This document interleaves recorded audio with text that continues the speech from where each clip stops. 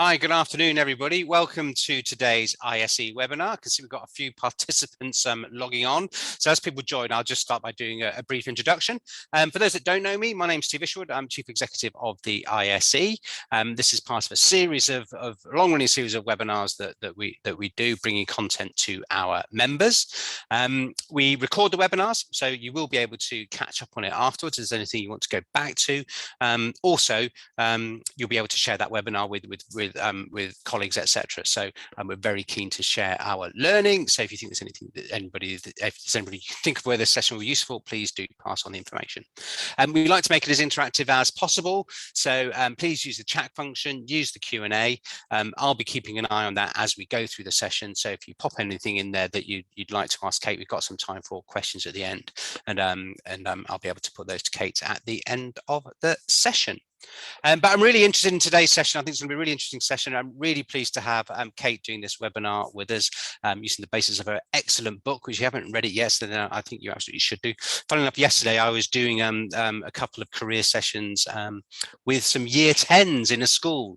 And yes, I don't know, God, it's much harder than students. The year 10s do not ask questions. So, but and it also really struck me actually how hard it is to an audience that age to get them excited about this stuff. I think graduates, I know we might complain about graduates don't always pay the most attention, but you know, they've got a bit more skin in the game at that age. So anyway, I'll stop rambling. I think I'm going to get some great insights from Kate into that today and lots of other things. So Kate, can I hand over to you, let you introduce yourself and get stuck into the content? Thank you so much, Steve. It's brilliant to be here. I'm such a fan of the Institute of Student Employers, formerly the AGR, back in the day when I was a head of careers. It's such a rich resource for understanding the landscape, and I'm really delighted that they are moving into the career leader space and into the pre-18 space, because one of the reasons that I wrote the book that I'm going to be talking a little bit about from today is because I felt very strongly that we have a very rich resource in higher education in supporting careers and employability, and we need to find ways to bring that back into the pre-18 space. So I'm just going to share a screen now, hopefully. Should go to slideshow. There we go. So hopefully, oops, we've lost a slide there. There we go. So I've called the session today, Get More Impact from Your Careers Programme.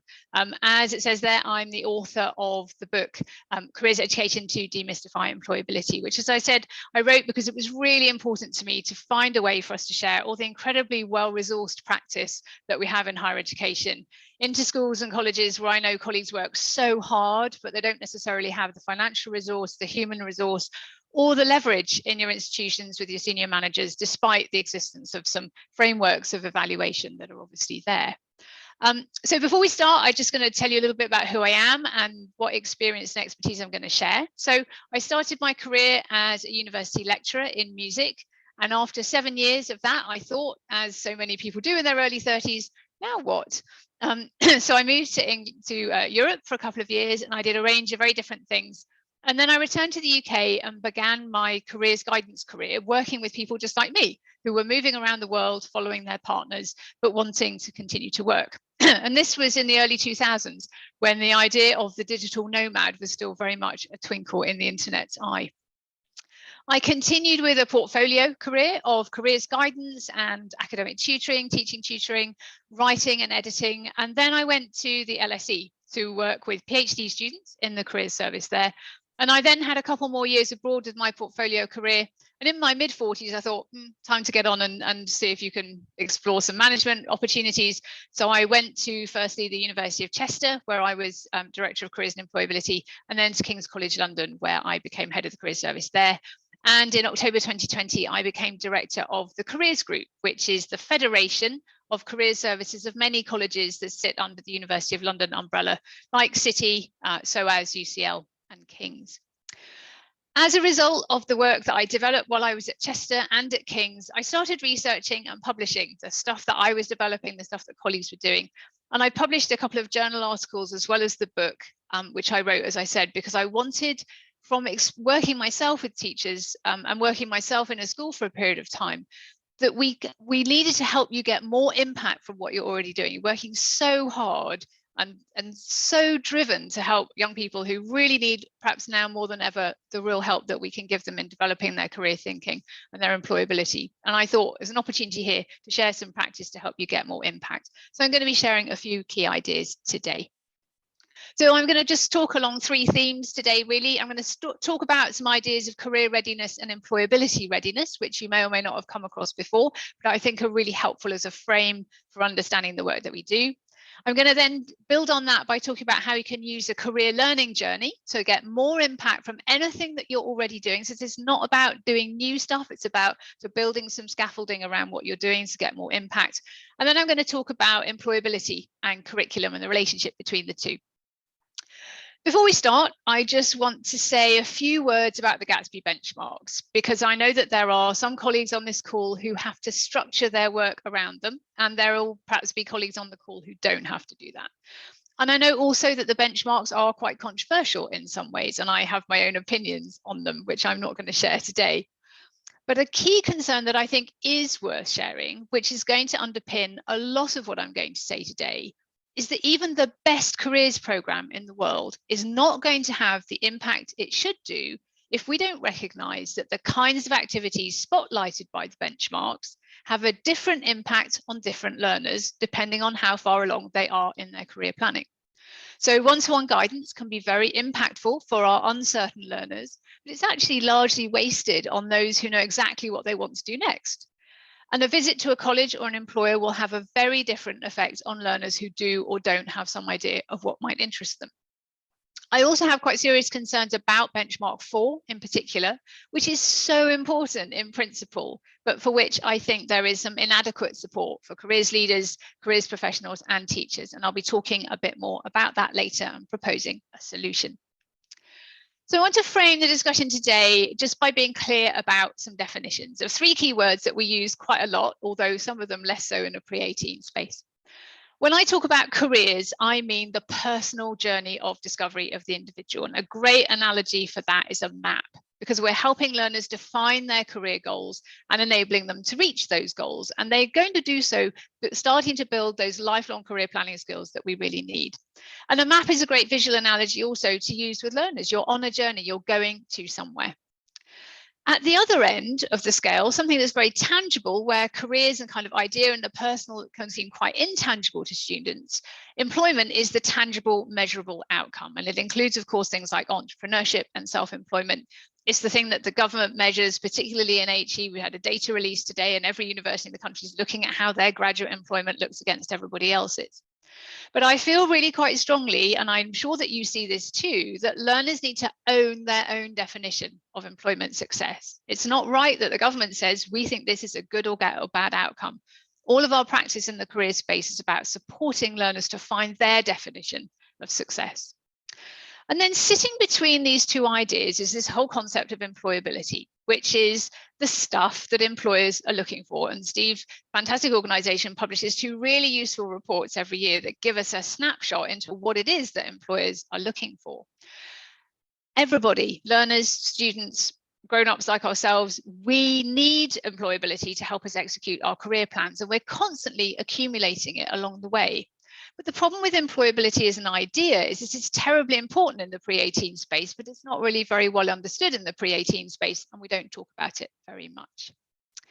Now, these distinctions and definitions matter because I think we all know that despite our best efforts through the programs that we deliver and in our practice, that not all learners leave pre-18 study to enter the study choice or work choice that is either what they want, what suits their needs, or what they offer. And this is why understanding readiness is so important. Because readiness to enter the next stage after pre-16 or pre-18 education, which can feel like a race actually to many learners, a race that they didn't know that they signed up for.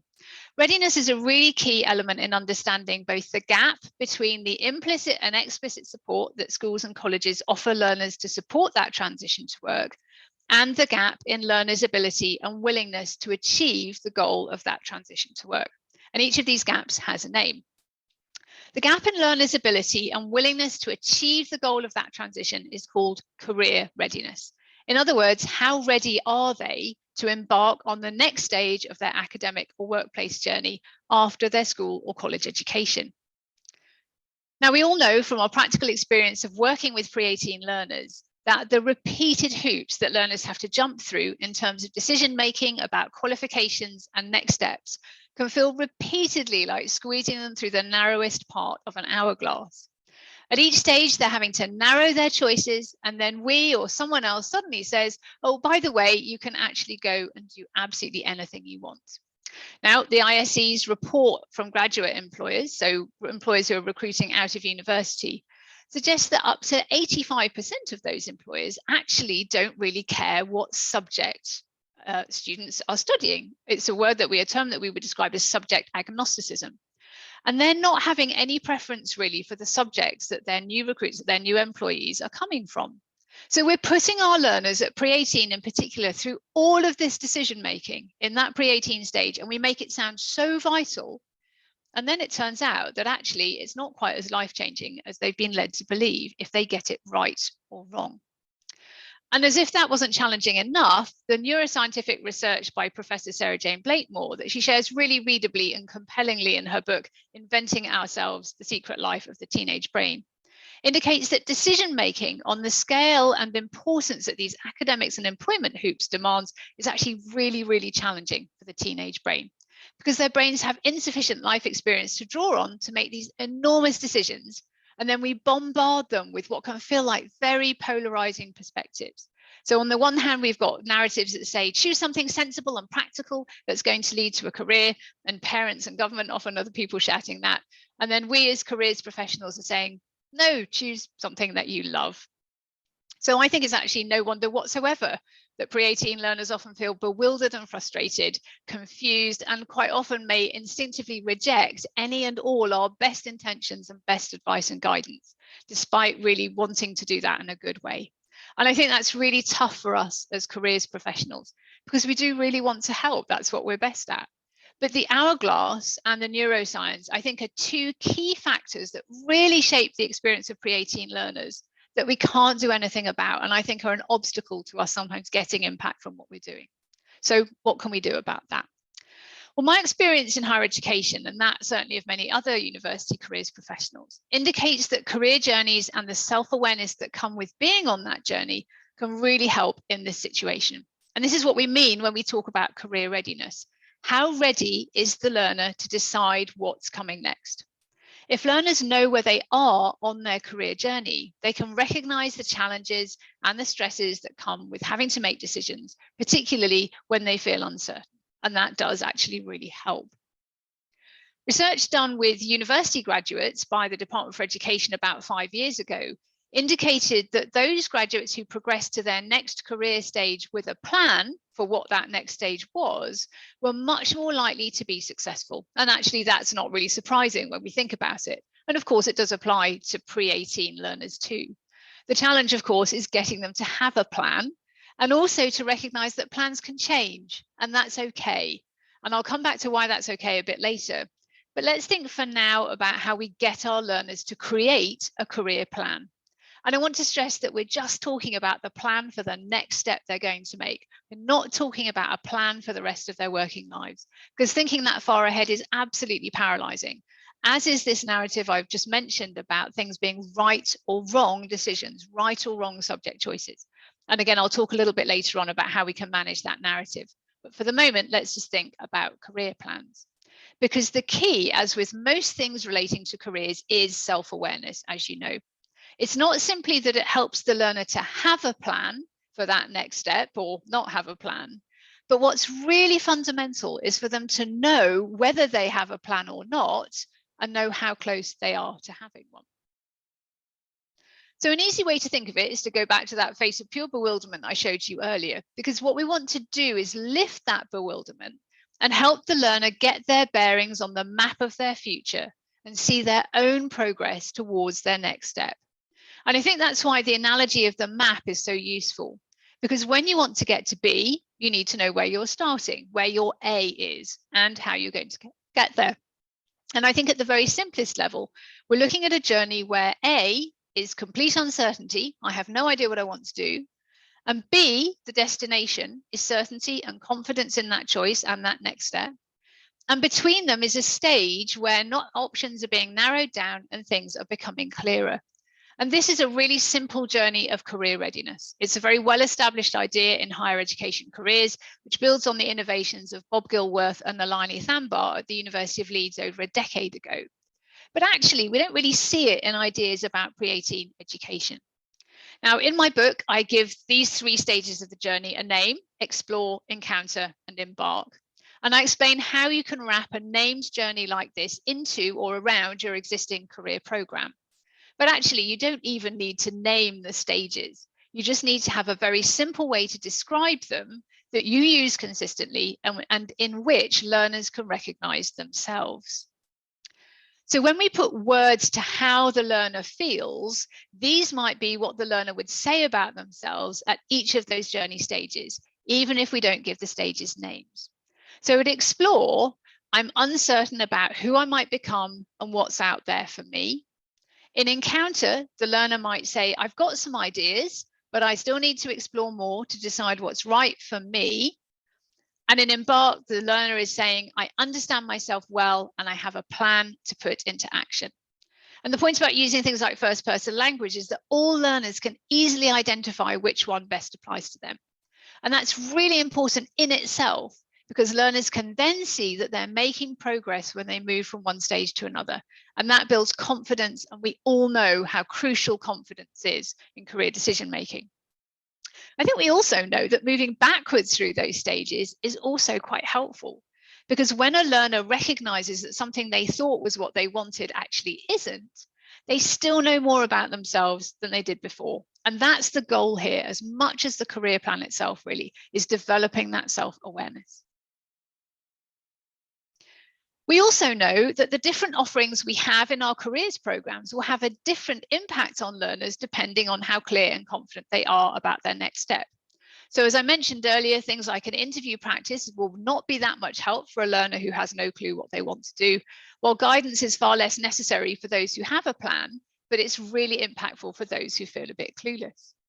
And when your time and resources are really tight, which is the case for every career leader in this country, what you really want is to make sure that your services and activities are reaching those who most need them, because you know that you can't give everybody everything. And scalability, having an impactful activity that you need to make available to everybody, is one of the things that I think keeps all careers professionals awake at night. How can we reach as many people as possible? It's also, in my opinion, part of the peril of applying careers programs by year group. Because even though educational hurdles need to be jumped over at some quite key stages, those stages don't conveniently align with how ready a learner actually is to jump over them. So the system might say, coming up to year 11, you need to be ready to decide what you're doing in year 12 or the equivalent. And you might put in place a whole range of guidance activities and profiling tools and employer and college interactions to help your learners over that hurdle. But as you know, not everybody in year 11 is going to be in the same place to benefit from those areas of support and intervention in the same way. So actually the hurdles can create real difficulties for careers programs. Whereas if we were able to say, regardless of which year you're in, if you're an explore learner, then you will find this activity the most useful one to evaluate your options, then you're much more likely to get more impact from what you do. And I'll give you an idea of how you can address that in a moment. Now, I've dedicated a good half of my book to what you can do with a 3-stage journey model like this. But here are 3 ideas that you can take away and put into practice right now. Firstly, whenever you start a careers activity with your learners, simply ask them, where are you on your careers journey? Repeatedly asking and enabling them to identify which stage they're in whenever they interact with a careers activity will start to embed that self-awareness. And that will give you the foundation in their engagement that will add value and enable you to get more impact from anything that you then do. And you can call the journey whatever you like. Of course, it doesn't have to be explore, encounter, embark. But if you use 3 labels and 3 statements like this consistently, then your learners will always know where they are. Secondly, when you deliver an activity, help your learners know what will change for them depending on which journey stage they're in. As I suggested just now, not every activity you offer is going to be impactful for every journey stage. And when you deliver to a whole year group at a time, you can't pick and choose who's in the room by journey stage necessarily. So taking a leaf out of pedagogy, give learners some very simple learning outcomes. You're doing that so you can enable the learner to say to themselves, this is what will change for me when I do this. So it's not about creating new activities. It's absolutely about getting more impact from what you're already doing, because you show learners how it's going to make a difference to them. So here are some learning outcomes that I created for a one-to-one guidance appointment, for example. In Explore, as a result of attending this guidance appointment, I will explore and discover my career options and reflect on what I'm learning about myself. In Encounter, I'll discuss and evaluate my career options, narrowing down by reflecting on what's important to me. And then in Embark, I'll be taking ownership of my career choice, applying my self-awareness to make good applications and feel confident in my choice. Finally, reflection. We all know how important it is to ask a learner about what they learned after a learning experience. So when we put that in the context of the careers learning journey, you and the learner can see how it made a difference. Ideally, of course, we've said we want them to move forward through their career journey and at least to feel that they're in the same stage, but in a better position or better informed. But as I noted a moment ago, sometimes we do get backwards movement, and we need to reassure learners that that's absolutely fine. They know something now about themselves that they didn't know before, and that's progress and self-awareness, even if it isn't progress towards a plan. Because career readiness isn't just about getting to the plan. It's about getting to know yourself well enough to create and execute that plan. So to summarize, 3 things that you could start doing pretty quickly without masses of extra work are: ask your learners, where are you now when you start an interaction? Make it clear for learners what changes for them when they do an activity, and then give them the opportunity to recognize whether and how that change has occurred for them. Where have they ended up on their career learning journey now? Now, it'd be really easy to think that career readiness on its own is enough. And indeed, the emphasis on one-to-one guidance in the Gatsby benchmarks implies that it is the universal solution for everything. I completely endorse the value of careers guidance in helping those who feel uncertain and clueless about their futures to make progress in identifying what's important to them, and that's absolutely non-negotiable.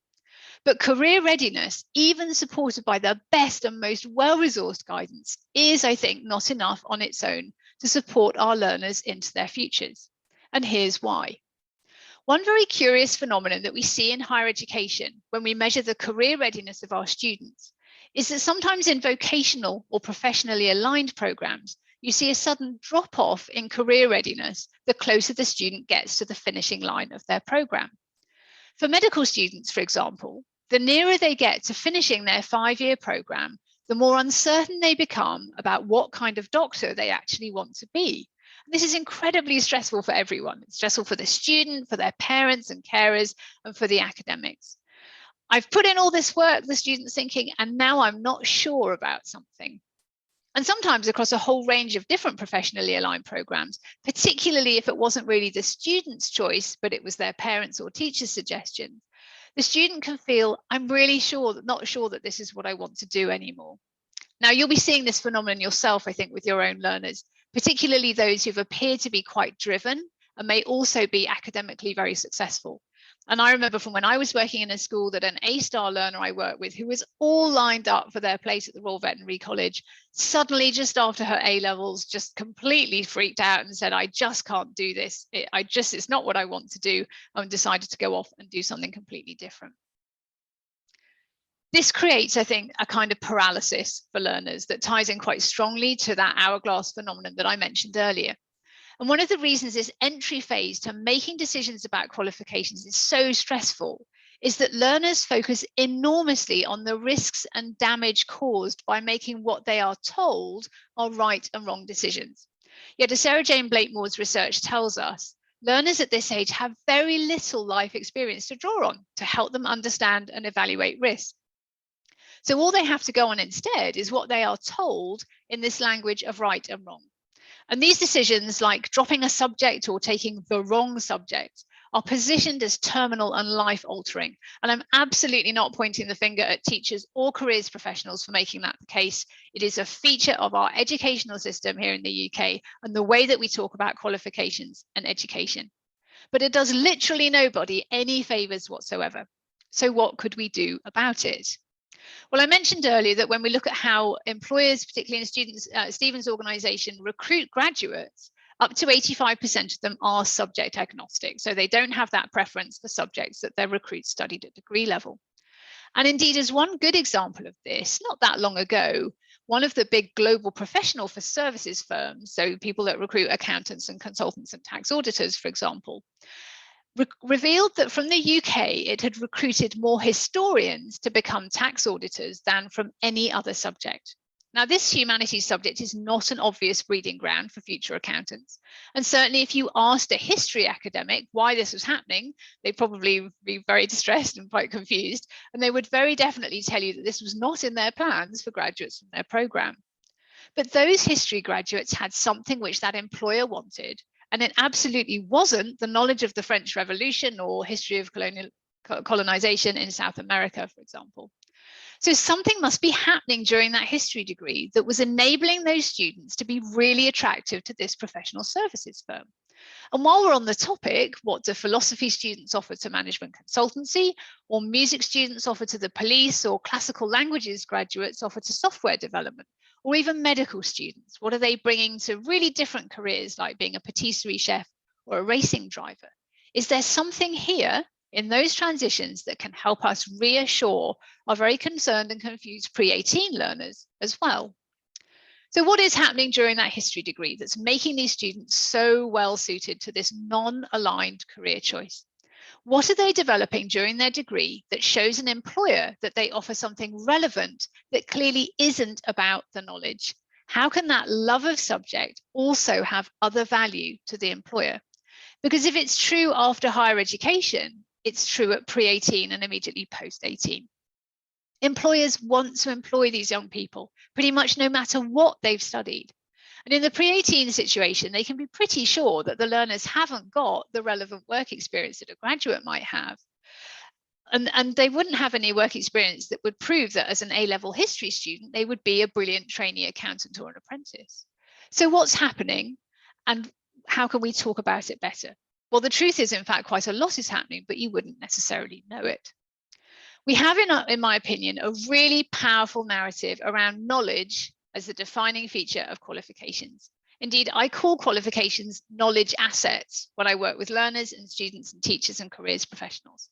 And in fact, if you read all the curriculum documentation the government publishes at pre-18 or higher education level, the content which is prioritized in what is taught is the stuff that learners need to know. And this is also what they get examined on. Exams and assessments generally ask learners and students to reproduce or apply knowledge, and even things like theorems or models or processes that are ultimately knowledge. So it's little wonder that students get so concerned about taking subjects where the knowledge doesn't appear to have much career relevance. It's like putting up a really big stop sign. Like someone is saying, this subject is a dead-end street unless you want to be a historian or a philosopher or a writer. Don't take history or philosophy or English. And I think it's the reason that humanities and some social sciences subjects have such a poor reputation in government narratives and are perceived as so risky. And that's absolutely wrong, in my opinion, for a multitude of reasons, but I won't go into any of them now. And yet, if the historian becomes tax auditor example proves anything, it's that graduates of history, and let's be really clear, these are students who probably studied really obscure areas of specialism like Japanese dynasties or the global influence of the Mayan civilization. These students are really attractive to employers who literally have no use whatsoever for that knowledge base. They want these subject graduates anyway, and that knowledge is so unimportant to them. Yet this narrative of the qualification as a knowledge asset is continually pushed, and I imagine that it is one of the reasons that Gatsby 4 was created. And yet the narratives around Gatsby 4, linking curriculum to careers, focus so predominantly on STEM because that's the space where the knowledge asset narrative is not challenged. But we know something else is going on. So what is it? Well, let's go back to that history tax audit example one more time. Given that knowledge is not the common factor between a history A-level and an accountancy apprenticeship, what do history and tax audit have in common? So I'm going to ask you to use the chat function now, use the Q&A chat function, and suggest what you think the overlap between the two might be. And I'm going to get Stephen to shout out things that you put in there. What is the overlap between a history A-level and an accountancy apprenticeship? What do the two have in common?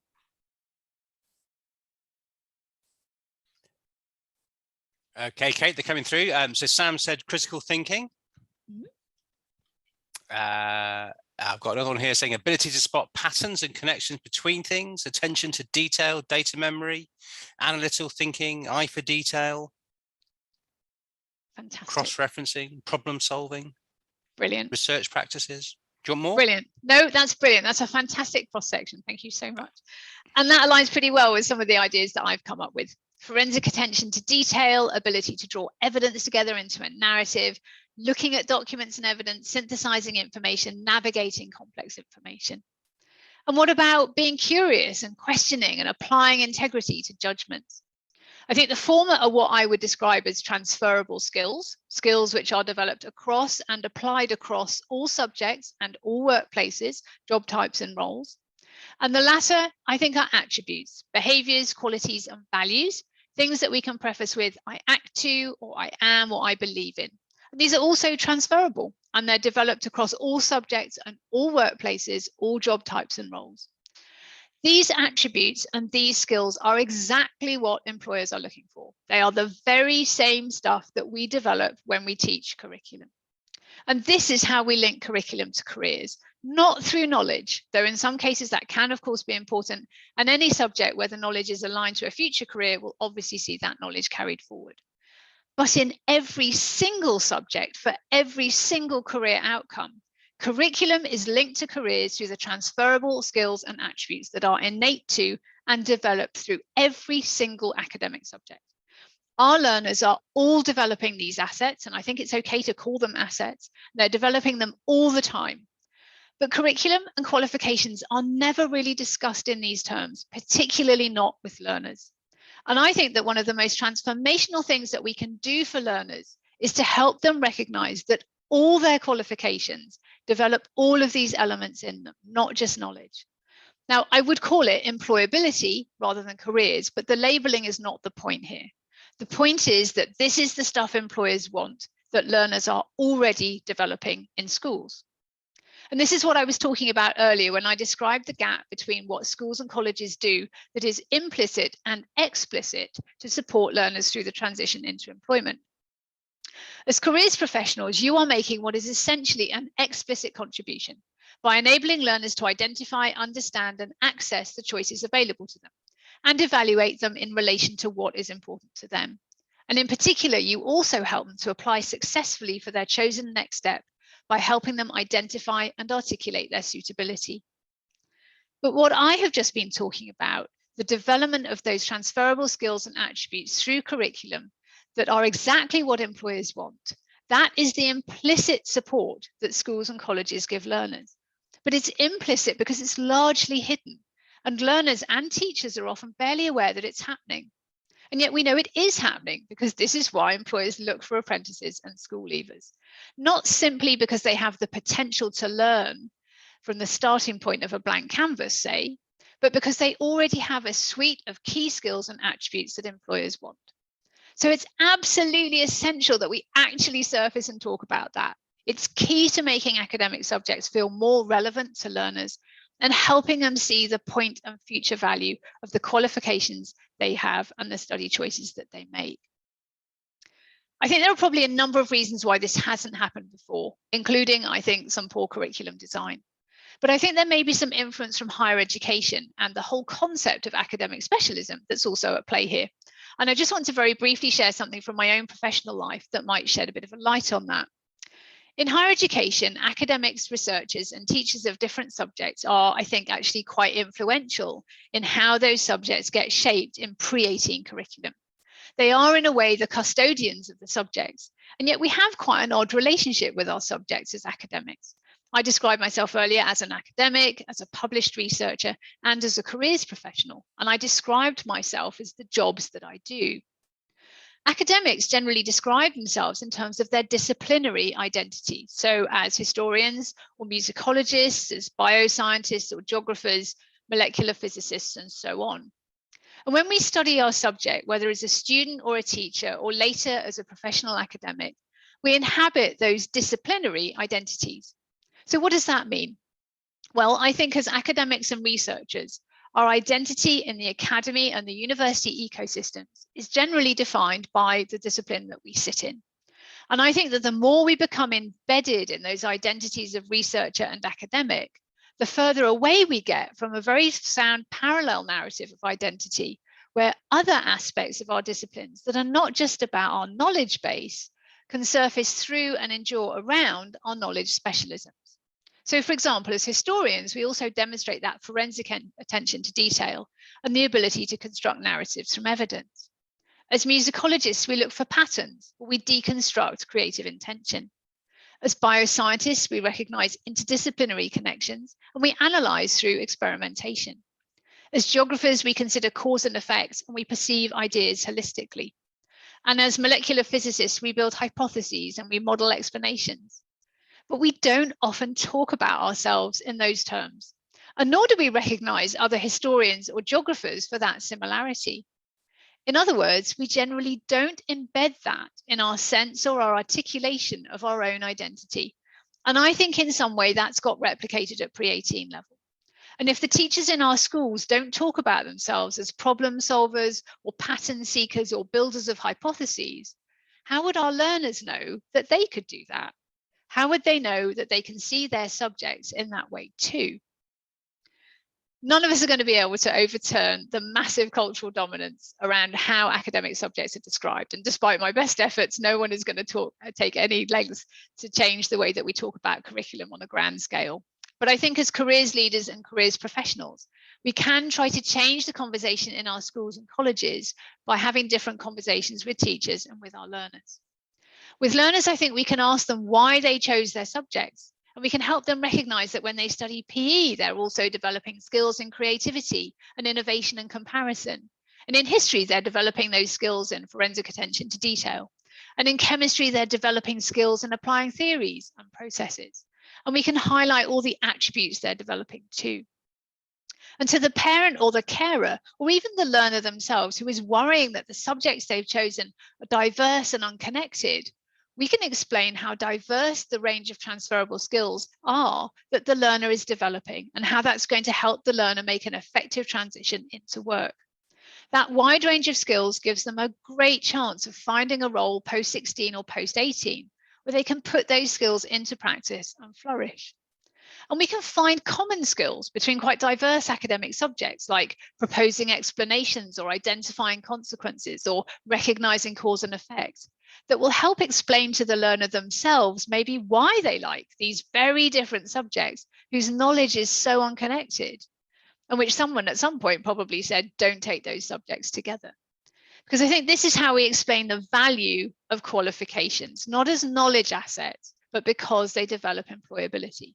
And then we can link curriculum to careers when we help a learner identify the careers that they can explore using those skills.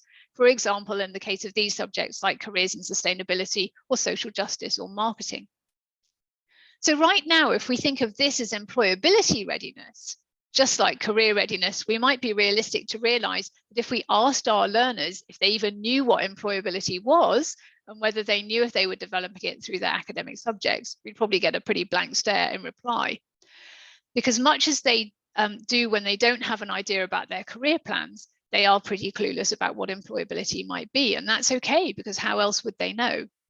But once we open up that conversation and we add to their understanding about what additional value their academic study and their qualifications have, they can start to get to grips with the fact that everything they are doing in academic terms has value for their future. And the more we talk about it and the more we connect it to their future career choices, the more confident they're going to become that they are taking something forward into their working lives. And this matters, I think, because if we think of career readiness and employability readiness as axes on a graph, while we might hope that a learner will leave with high career readiness and high employability readiness, the reality is that many will leave with variable career readiness and possibly very low career readiness. If they have high employability readiness, then even if a learner leaves post-16 or post-18 without high career readiness, they will still leave knowing what they offer. And they will be much more able to get a decent job, even while they're still making up their mind about what they want to do, because they recognize that the employer is asking for what they know they have to offer. So while for the reasons I outlined earlier, it can be very difficult to get all learners to the same level of career readiness at the same time, I think it's much more possible to get all learners to the same level of employability readiness when they all understand the innate employability or future value of curriculum. And when you talk about transferable skills and attributes that are being developed through every single class, you're including every learner. It's inclusive by design, and that reduces the impact of factors we can't control, like social capital, opportunity, or accessibility of role models. Because for the learner who has, for example, caring responsibilities or a really challenging home life, or the learner who can't actually seem to see the point of it all, we need another way to keep them engaged and support retention and progression, making sure that they can wring every ounce of value out of what they learn, no matter who they are or what school they attend or what subjects they study. Subjects that are often taken by students, which are perceived very incorrectly, I would say, as academically weaker, such as dance or media studies or design or even business studies, are some of the very subjects which are the richest in actually becoming better prepared for the workplace between 16 and 18 than those taking more traditional subjects, if you look at the range of transferable skills developed. I know this because I did a huge analysis of all the pre-18 curriculum about 18 months ago, and the evidence is really clear. But we just don't talk about that. And I don't think it suits policymakers or government to talk about it either. But actually, I'm pretty sure that if you spoke to the teachers in your school, they would be pretty happy to know that that's the case, and they're probably already aware. You can articulate the stages of employability readiness using statements similar to the ones that I shared earlier. And once you start defining employability readiness in stages and helping learners recognize where they are on developing their journey of employability, then you can write learning outcomes for activities beyond curriculum that actually develop that employability, and you can then measure and track its impact. So how does all of this help you get more impact from your careers program? Well, firstly, here's something with learners' career readiness. Firstly, recognize the impact that learners can gain from understanding and articulating to themselves that they are on a journey. Whether you talk about this for career readiness or also employability readiness, self-awareness can bring clarity to feelings of uncertainty. It can help the learner recognize that they are actually making progress. It can help a learner recognize why being aware of their progress is so helpful in making decisions about a next step.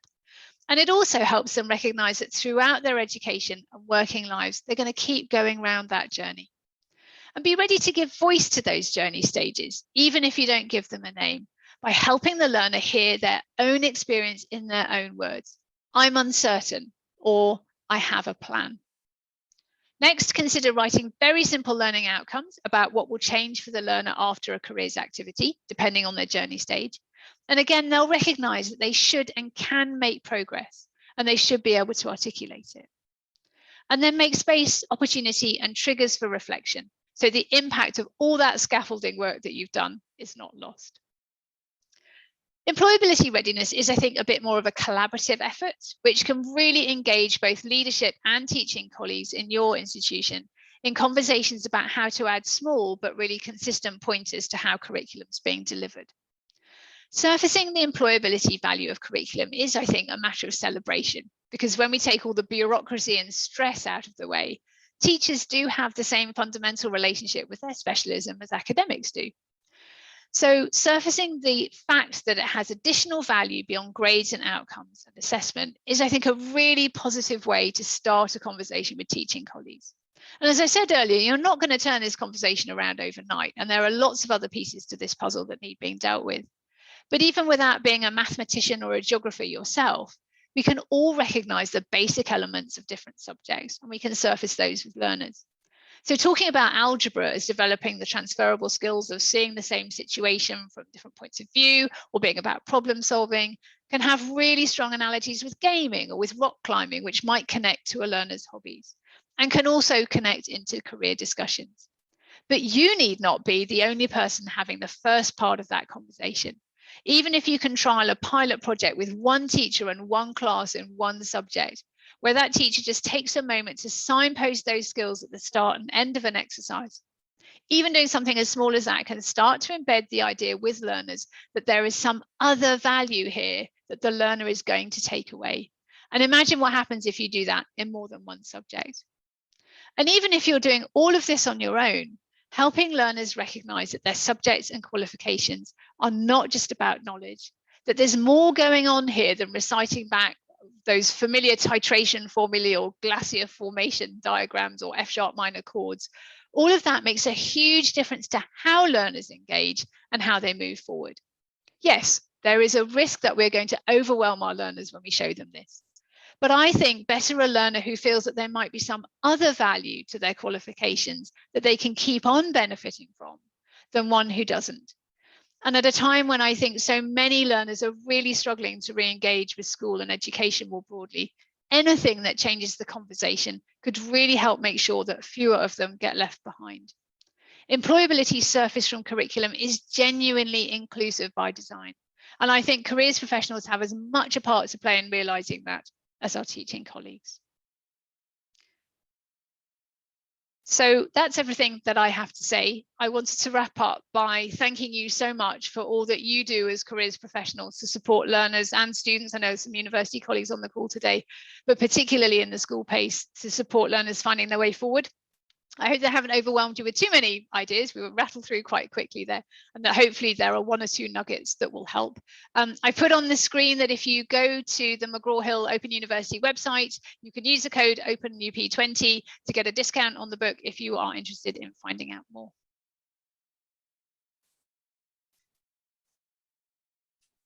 Thanks, Kate. That was great. Are you still there, Kate, or have we lost you?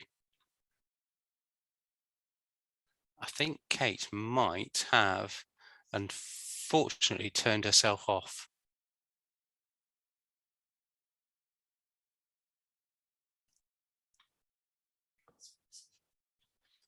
Yeah, we might have lost Kate for a little bit. I'll hang on just a bit, just to see if she comes back onto the screen.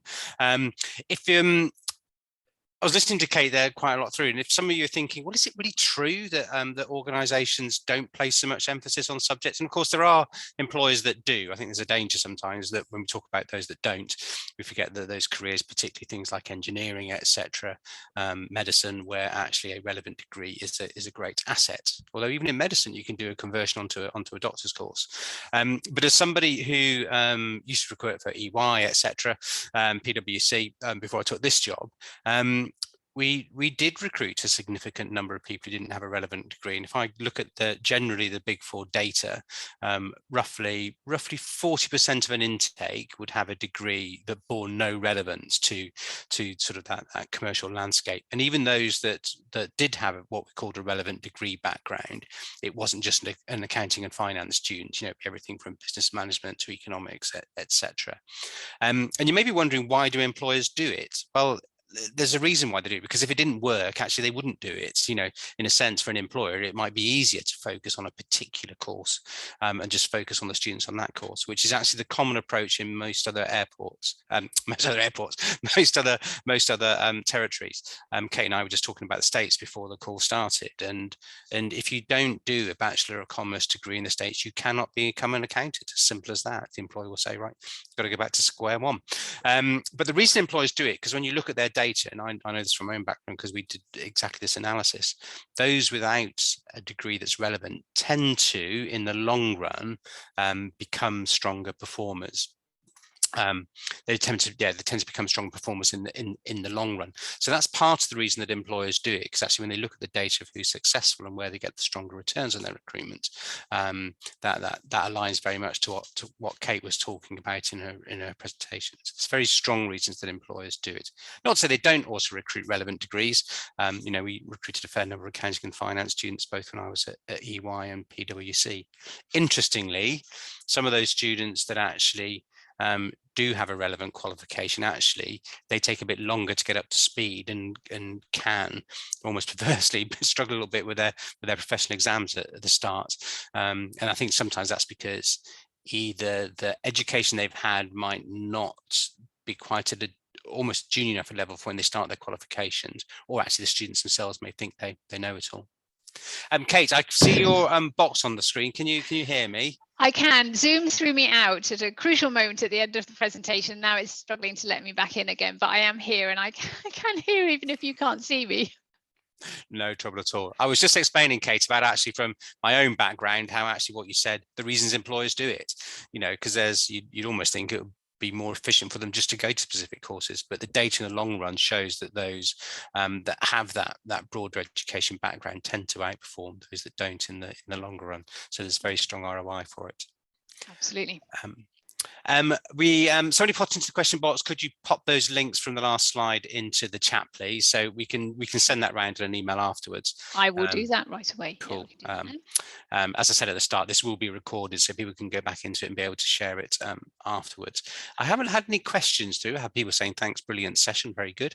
I did have one question. In your book, you in the early parts, you've got a bit of a plea to policymakers, a call to arms, saying, I know you probably won't read this, but just read this one paragraph, which is, do something about it. Now, how optimistic are you that actually you might get that recognition at policy, and has anything changed, or is there still a lot more that we need to do with this? Yes, it's something of a rant, and I did think twice about whether to put it in there because I thought, look, this is just so important that people think differently about this.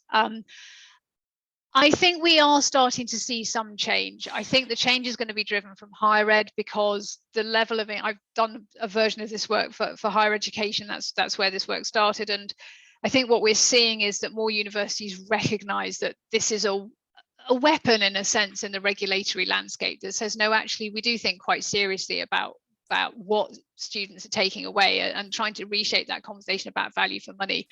I think also I was very fortunate to be referenced in Mary Curnock-Cook's final report from the UPP Student Futures Commission, where she talks about what are some of the things that we could be doing differently. But I think also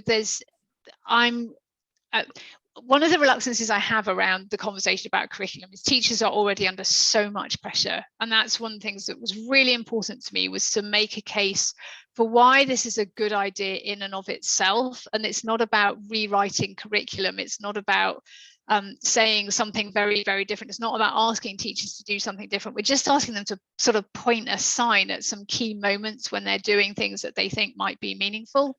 And I think that's the conversation that I think we can change and we can shape at teacher level.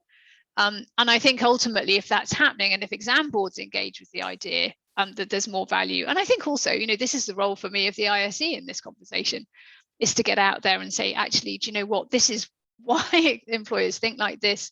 This is some of the wider narrative. Let's just join these pieces up a bit more closely. So not much shift, but I'm noisy and persistent.